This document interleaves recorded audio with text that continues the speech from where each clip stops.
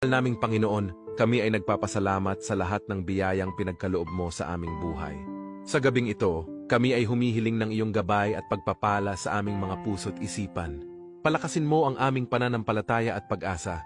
Naway patnubayan mo rin ang aming pamilya at kaibigan, at ipagkaloob ang iyong proteksyon sa kanilang pagtulog.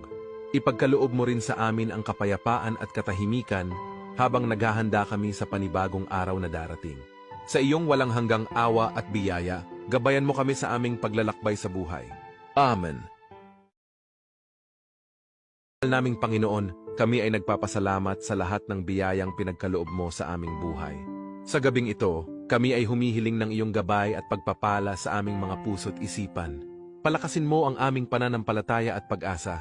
Naway patnubayan mo rin ang aming pamilya at kaibigan, at ipagkaloob ang iyong proteksyon sa kanilang pagtulog. Ipagkaloob mo rin sa amin ang kapayapaan at katahimikan habang naghahanda kami sa panibagong araw na darating.